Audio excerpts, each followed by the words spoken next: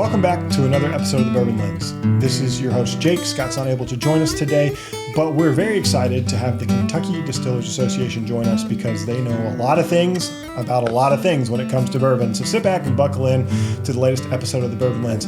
Eric, like I said in our pre-show little conversation, it is great to finally actually have a conversation with you. Seen you a dozen, if not more times, walking around, cutting ribbons, shaking hands, kissing babies, all the fun things at distillery openings. So it's nice to kind of meet the man leading a lot of the charge in Kentucky bourbon.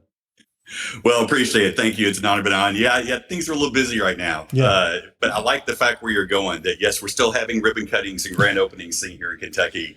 The news of our death has been greatly exaggerated. So. Yeah. I mean, you flip open an article every day. Is the boom over? Is bourbon dead?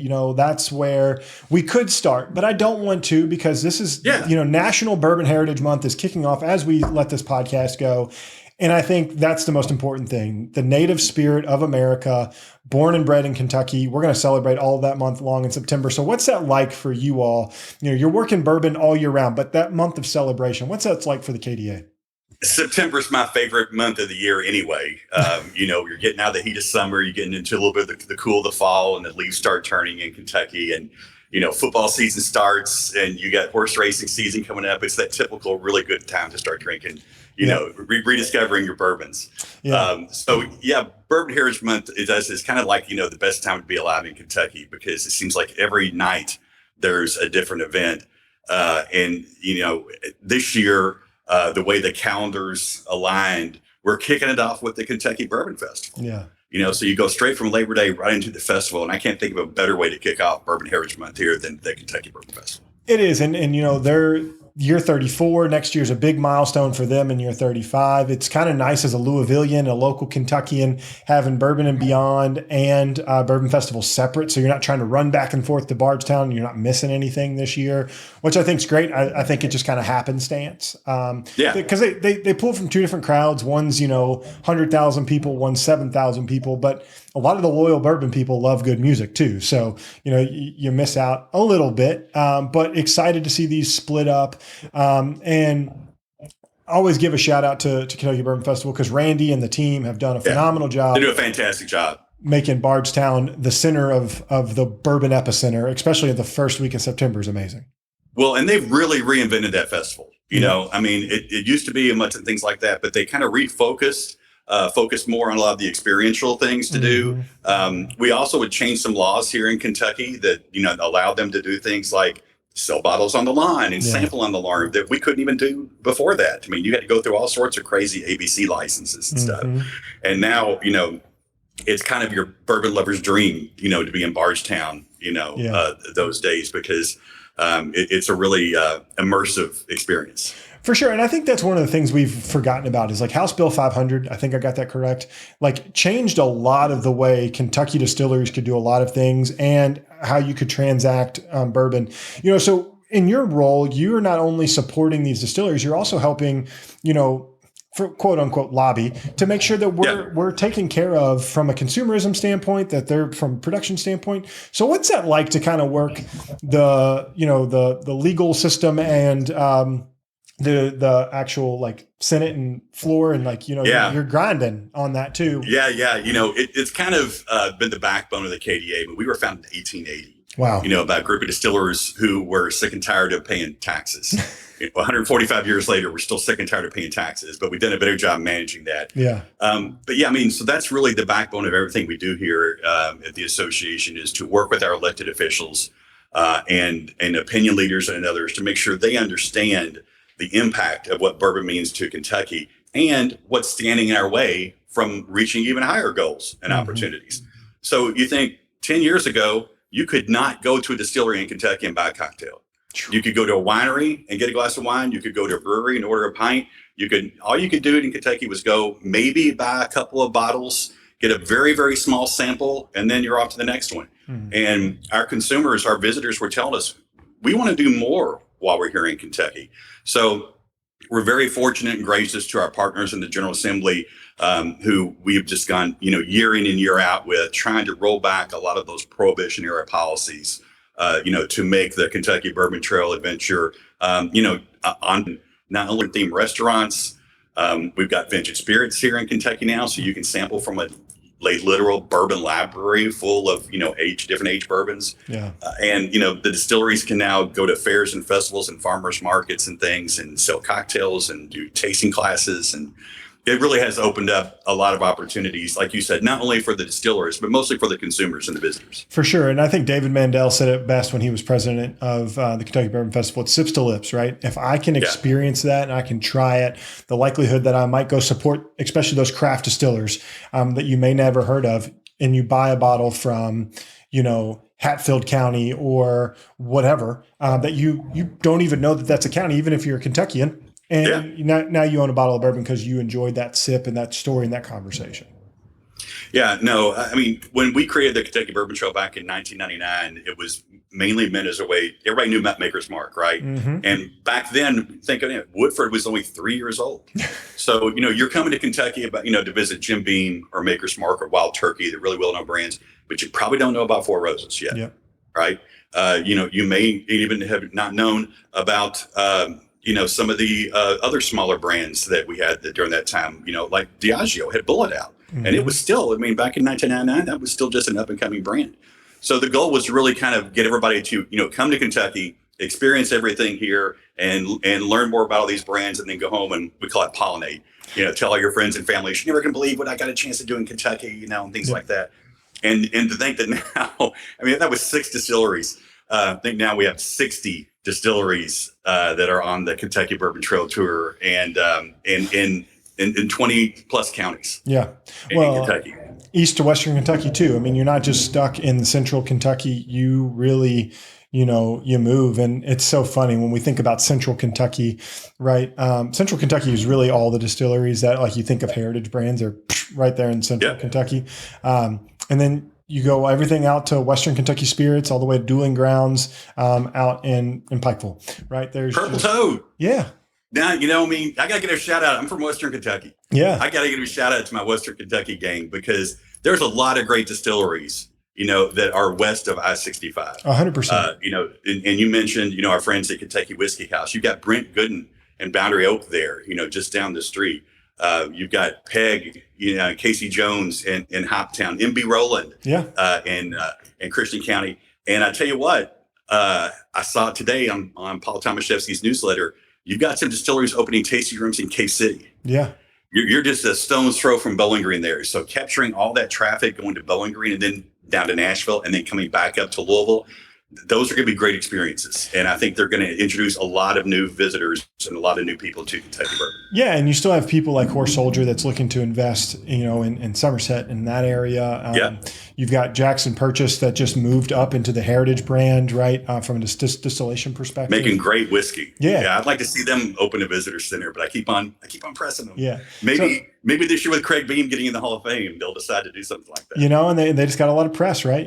Going up to that Heritage, and they're going to put out their own whiskey, right? I think, which is really cool. And so it's so interesting to see brands evolve over time and grow. I think one of the perfect examples is New Riff, like what they were at the very beginning to what, they're producing now, and like creative. It's got to be a great time to see these brands evolve and grow as bourbon has exceeded expectations, in a variety of different ways. But, that leads us to the next point, right?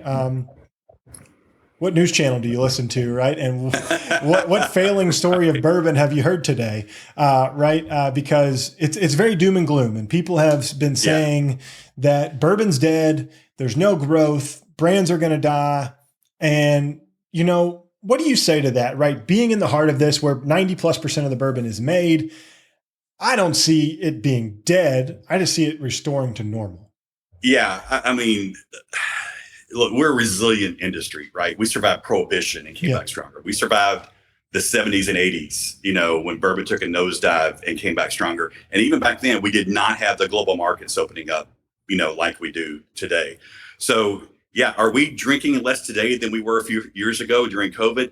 Thank God, yes, because I don't think any of us could have kept up with the COVID consumption levels that we were, and we're just like any other industry, right? We're susceptible to all sorts of supply chain pressures and changing consumer headwinds right now. And I think the thing that makes a good headline, and I used to be a reporter back in another life, but what makes a good headline is all these things converging at once, right? And suddenly you see sales have slowed, a little bit. You've got the tariffs that some new distilleries that just came open that, may or may not survive or may get purchased by another distillery. That happens in business all the time. So I'm very bullish on Kentucky bourbon. Mm-hmm. We still produce 95% of the world's bourbon, or like we like to say 100% of the world's bourbon worth drinking. But I will tell you, I'm worried about a lot of these distillers, especially the craft distillers in other states, Mm-hmm. that maybe don't have the 200 years of history and heritage, that we have here. And look, I'm biased against Kentucky, but there is some great whiskey being made in some of these distilleries in other states. Yep. There really is. Mm-hmm. I don't want to put anybody down because there's some great juice out there. Yeah. But we've got the cooperages here, we've got Vendome here, we've got the built-in tourism here and things like that. And all those things kind of help us, manage some of these speed bumps a little better. Look, we'll get through it, right? The distilleries will adapt and evolve. They'll figure out what they need to do next and they'll get through it. Yeah. And I think that's my big thing is, there's still more barrels aging here than there are people. Right. So there's a lot of three times as many barrels. Exactly. As there are people. So, you think about that. There's a lot of opportunity to do a lot of different things. Right now we've seen the bourbon enthusiast go for ultra premium, but now you see Heaven Hill and Jim Beam putting out 7-year age stated whiskey, or Wild Turkey 8-year age stated whiskey. And we've talked about that a lot recently. They can put that as affordable pricing. It's full flavor. It's 100 proof most of the time in those bottled and bond type of experience. So you get what a lot of people, Jimmy Russell, what your all's KDA house is named after. Yes. His quintessential bourbon is 8-year-old 101 Wild Turkey. So, you're getting a lot of type of quintessential bourbons, and you're getting to feel what Kentucky was like probably a lot back pre-Prohibition when you were drinking 7-8-year-old whiskey was probably about the standard of what you were getting. Yeah, no, you're right. I mean, innovation is the key to everything, right? I mean, we don't want to become a complacent, just, stagnate and say we're Kentucky, beating our chest, we put out the best bourbon and that's it. No, you think about, again, 25 years or so ago, 30 years ago, we weren't even really getting on the small batch and single barrel bandwagon as much. I mean, a lot of those brands that you just mentioned have just been developed in the last generation, or less. But innovation is definitely going to drive the future for this. RTDs are a big growing element right now. So you've got, several companies getting involved with that. And look, the craft distillers are doing their part on this as well. Because right now, yes, there is whiskey on the market for them to buy. And so you got a lot of craft distillers that are buying some of these barrels that some of the bigger distillers may have available. You're either bottling it or blending it, with some of your own stuff, coming up with a lot of different varietals and things like that. And putting on selling your gift shop as a gift shop exclusive and driving traffic right to your home place to learn about what makes you different. Yeah. Right. A lot of the craft distillers are taking advantage of that right now. And again, it's innovation. Oh, I mean, they're doing what it takes to survive. For sure. And I mean, we were just talking to 15 Stars last night. Oh, yeah. And Rick and Ricky have done that. RD1 just did that with their launch and their commemorative bottle that they were able to get. There's a lot of great liquid available, and it may not hit, your traditional Beam, whoever it might, Barton, whatever. But it's coming out in other ways. The other thing is, consumers are like, oh, well, that's an expensive bloody. You got to pay the man when it comes to those things. But you mentioned probably the one big thing that a lot of people have thought about is bourbon and tariffs, right? Because sometimes we do get grain, especially that malted barley from, Germany, for instance. So like a huge part of bourbon creation is in that germinated malted grain, malted barley to ensure that there's the enzymes, unless you want to use like Pat Heist enzymes to make things happen, and yeast, but there's that from the making the product, but also it's shipping out. Yeah. Selling it. Bourbon has become big worldwide, and it's only getting bigger, but how does this tariff machine slow these things down? Yeah. Well, that's, our greatest strength traditionally has been, we are America's only native spirit, right? You can only make whiskey in the United States and call it bourbon. You can't make it anywhere else, just like you can't make Scotch anywhere else but Scotland, right? Or Canadian whiskey anywhere else but Canada. These are indigenous products, distinctive products of their countries, and they're protected by all sorts of treaties and alliances and things like that. So now we're easy pickings when there's a tariff fight going on, dealing with cars or steel and aluminum or something else. The other countries look immediately and say, well, what do they make that nobody else can make? And we'll just, take advantage of that and hit them where it hurts. So back in 2018, an international reporter called me like 4:00 in the morning and said, hey, what do you think about being pawns in a trade war? And I hadn't seen the headlines. I'm like, what are you talking about? And they said, yeah, the steel and aluminum tariffs have gotten caught up, and now they're, putting a 25% tariff on all bourbon. And part of me was like, we've made it. We're on the global stage. We're being used as pawns in a trade war. And then about 30 seconds left, oh crap, we're being used as pawns in a trade war. And so we have been doing everything since 2018 to sound the alarms and make sure people understand that you are not going to find a greater success story, American success story over the last generation than Kentucky bourbon. You want to talk about, again, America's only native spirit. We have, completely invented ourselves through the small batch and the single barrel brands. The cocktail culture is back, right? The Mad Men effect with all the great classic cocktails, which are bourbon cocktails. And then the free trade agreements back in the 1990s with NAFTA and the EU trade agreement opened the doors and finally put us on a level playing field with Scotch. And they've been distributing that whiskey since 1400, 1600. They got several centuries head start on us. So you started to see us, start to send more whiskey overseas. And when people got it and tasted it, they loved it. How can we make more of this? So a lot of that growth from about 2007 through 2017, 18 was all geared for the international market, where you've got a lot of distilleries that went from being heavy domestic sales to, maybe now it's a little more 50-50. We send a lot of, whiskey across the pond. And I got to give it up for our friends at Brown-Forman. Jack Daniels. Jack Daniels is an 800-pound gorilla when it comes to American whiskey. And luckily they had the distribution networks overseas, and Kentucky bourbon could follow them right in. And we did. So a long way to get around to saying is, we're definitely part of the global economy. So, when these tariffs and even the threat or the uncertainty of these tariffs, when these things start to crop up, then, we start to get a little anxious because, you can't make Kentucky bourbon overnight, right? And we're a little bit of a crystal ball industry anyway, with the experts trying to forecast out what a market's going to be like in 6, 7, 8, 10 years. You're trying to figure out how much bourbon to lay down. Well, now you're looking, is that market even going to be available to us? So, you've definitely seen some production being scaled back a little bit to try to right size inventories. Because and you and I have talked about this, our biggest concern would be, Canada is a great example about that. Not only are they tariffing us 25%, they took all our products off the shelves.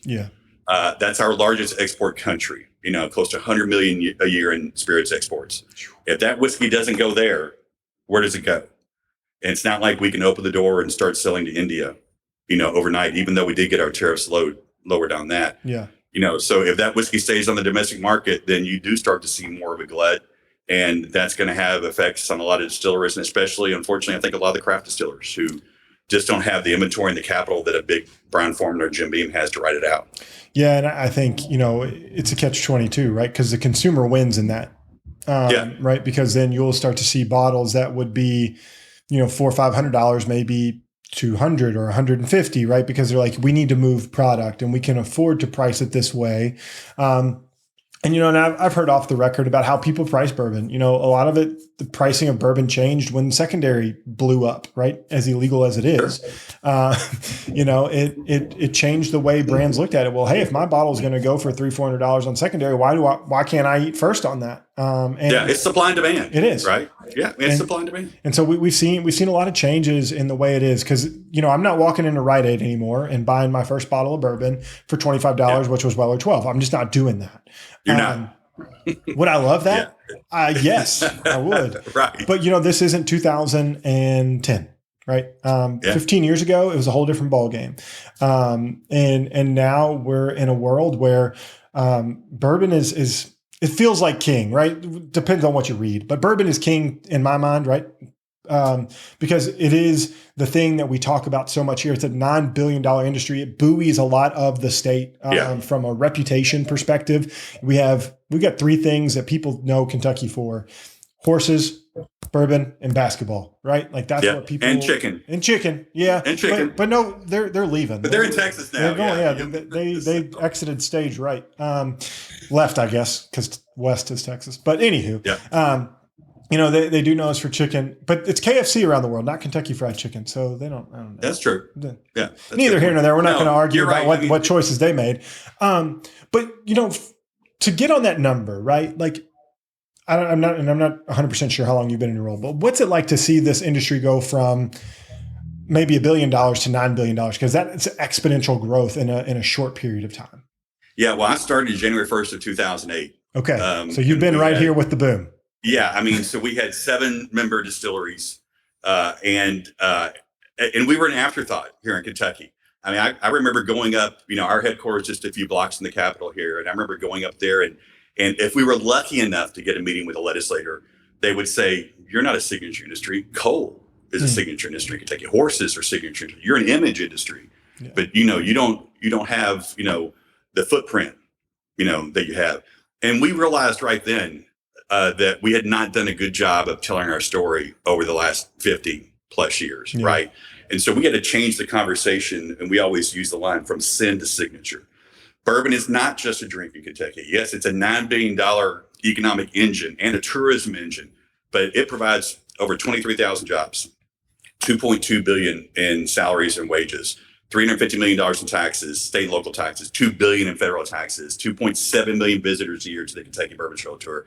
So we started really kind of changing the conversation to let legislators know, hey, we are a signature industry and here's what we contribute. We don't want that to go away. And now we're starting to see an uptick. Help us open these doors and level these playing fields so we can really, push the envelope on these things. And they did. Yeah. And so, it has been a wild ride when you look back, 18 years now. Another thing I think that I really, people may take for granted, but I really look at this and smile. The master distillers that spent so long, the Jimmy Russells, Jim Rutledge, Chris Morris, Booker No, Fred No, Parker Bean, all these people that struggled for years to tell their story and get their brands out. They were in the spotlight finally, and they were being hailed for the whiskey that they've been making for decades. To me, that was one thing that always warmed my heart to see them get the recognition finally after years of being on the bourbon roller coaster. Yeah, I mean, it's true. And whether they're becoming kind of icons, right? Not just from a bourbon perspective, but worldwide icons. Because when you come to understand what bourbon is about, these people are held in high regard. You go to Japan, they know they're master distillers and they know that culture and heritage. And I think that culture and heritage is permeating throughout the U.S. If I was going to tell you one thing I would want lobbied for, I'd want better shipping ability as a consumer with join the club, brother. That's neither here nor there, but that's my one thing. No, you're right. We've been working on that, think about this. It's only 5 years since we passed the DTC law in Kentucky, but we know that need to fall first. It had to be Kentucky. Yeah. And so we got out in front of it again, luckily and thankfully from the support of our General Assembly, and said, and they said, you can only ship to 7 states. Yeah, 7 now. But we don't want to be coming here and say, oh my gosh, this is opening up. You got to hurry up and help us pass this, in 5 years. We want to get it out there so we can do it now. Yeah. So other states are starting to slowly kind of take advantage of that. New York has opened up to the craft distillers, and we've been trying to help them, work on that. But in today's society where you can go on Amazon and have something at your door in 24 hours, I think it'll be just like wine. It just took wine 50 years to get to 47 states. Yeah. I think it'll be quicker for us. And something else, I went out and testified in California about this because they were worried about big bourbon, coming in. And I kind of laughed and I said, well, I'm from Kentucky, I guess, speaking on behalf of big bourbon. Who out there is going to spend twice as much to order a bottle of red wax makers and wait 2 weeks to get it, when they can go down to the local liquor store and get a bottle of makers? This is going to be specialty bottles. This is going to be the clubs. Yeah. It's going to be stuff you can't see. And that's exactly what's happening. And you've got the makers, the Whiskey Drop, and you've got, some of these connoisseur clubs at Heaven Hill and BBC and others. New Riff got the Rangers, have opened up. That's what it's going to be about for direct consumer shipping, is getting some of the cool stuff here in Kentucky out to masses in other states where you can enjoy it. So hopefully then again, you'll get it and then come back here and experience more. Well, and worldwide, Amazon tends to be one of the largest whiskey delivery systems. I see that in the UK a lot. Like, hey, I ordered my bottle on Amazon. I'm like, what? Yeah, right. One day, Jeff Bezos, you will have the ability to ship American whiskey, but not today. We'll get there. And I mean, it's, look, we've been doing it limited, now for the last 5 years. And I think we've proven a couple of things. First of all, the 3-tier system did not collapse. Yeah. Right. That's always been the big concern of how the impact it'll have on our wholesale partners. Mm-hmm. And we see this as a way to augment that relationship with our wholesalers. In fact, I would love it if we could change the law here in Kentucky where your wholesalers, your fulfillment center. Yeah. They've already got your product. Why can't they go ahead and just ship it out, for you? And, and the second thing, about DTC is, can it be done responsibly? Yeah. We have a great relationship with the state ABC. We talk to them a lot. And I can tell you, I'm not sure they've gotten any complaints about having Kentucky bourbon shipped to, somebody who's under 21 or something like that. There's all sorts of constraints put in place for responsibility measures that we volunteered for. Mm-hmm. And we said, no, you're right. We don't want this to do. It's got to be done safely and responsibly. And so far, knock on wood, everything seems to be, going along for that. So. Well, I mean, again, sips to lips, right? That's what we want. We want people to be able to try quality bourbon, to pick a distillery. They're really, at this point in my career, are there ones that I lean to probably more often? Yes, but they're all, my favorite when I'm drinking it, because I'm. Well, I see, do you should get the Old Forester emails? Yeah. The 117 series they have? Yep. Man, as soon as that thing comes in, I'm pounding my keyboard to log on. And as soon as I get down there, like 20 seconds later, sold out. Yep. People love it, man. They want it. And they want it now more than ever. And so that's why I'm not on the bus train. It may not be booming like it was, but it's still a growth engine that people are enjoying. And, we're going to ride this wave. It's the next thing that we have to figure out from an economy perspective. And, yep. Right now, and people are concerned about the economy and what's ahead. And so they're probably focusing a little more on, on needs, not wants. Yep. And I've been to a few conferences this summer and with some other trade associations. And, they're like, your biggest competitor isn't wine, it's Netflix. Yeah. Right now, I've got 3 Gen Zs at home. Well, they're all into college, but I've got 3 Gen Zs, and I can tell you they don't socialize like my Gen X generation. Mm-hmm. And they have completely different drinking habits. They like to try a lot of different things. They want that experience as well, which is why I think we're seeing a lot of trending younger visitors to Kentucky. But they may go out for dinner or anything else, and then they may go home and watch Netflix or something on Apple TV or something. They don't bar hop or go clubbing like us old farts used to do. Well, I mean, and that was so that's kind of changing. Now we hear that they're coming back, and they're starting to discover more. I really think it's because they're broke. Trust me, my 3 kids. Well, they're broke, and half of Gen Z can't even drink yet. So that's the other issue. Yeah. We're looking at a generation that only like 1/3 of them can actually legally drink. And we're like, oh, Gen Zs are ruining alcohol. Well, Gen Z goes all the way to 5th grade right now. They're not drinking. Let's talk in 15 years. Exactly. Years. Let's see what happens as this normalizes. Us millennials are still kind of, we've talked enough about the doom and gloom thing, but there is one other thing that you all brought last year to the market, which I thought was really cool, was a worldwide toast. And we all got to celebrate, and we toasted bourbon via the internet last year for people to really understand the heritage of Kentucky bourbon. And are you all bringing that back again this year as well? Yeah. Actually, this is kind of breaking news. Well, first of all, we learned a lot that first year, and we learned that 24 hours is probably too much to be drinking around the clock. So this year, I think we're going to focus and concentrate more on about a 12-hour window. But we're doing it in conjunction with Bourbon and Beyond this year. So it's going to be on Sunday, September the 14th. And we've still got the hours. We're still trying to finalize all of our social media. I don't think I can spill the secrets just yet. Yeah. But I can say that on that Sunday night from the main stage at Bourbon and Beyond as part of the Worldwide Bourbon Toast, we're going to be having the world's largest bourbon toast. So 100,000 people, whatever, at Bourbon Beyond, all toasting bourbon at the same time. I can't wait for that. Yeah. So that'd be very cool. If I can get Jim Gaffigan up there, and maybe some of the other artists to do it, that's going to be a bucket list experience. Well, Jim's just going to want you to promote his bourbon, though. That's probably true. Yeah, he's going to be like, how can we get 100,000 shots of Father Time out there? Hey, good marketing. It's going to be a lot of fun. You're going to have a lot of, we're going to have a lot of content from our member distilleries with, some of the rock stars there doing toasts and talking about what makes their whiskeys great, what makes their whiskeys different. And like I said, I'm hoping we can pull a few artists from the stage or get them right where they go on to raise a glass with us. Well, and I think that's the thing is music and whiskey and lifestyle are all starting to cross-pollinate.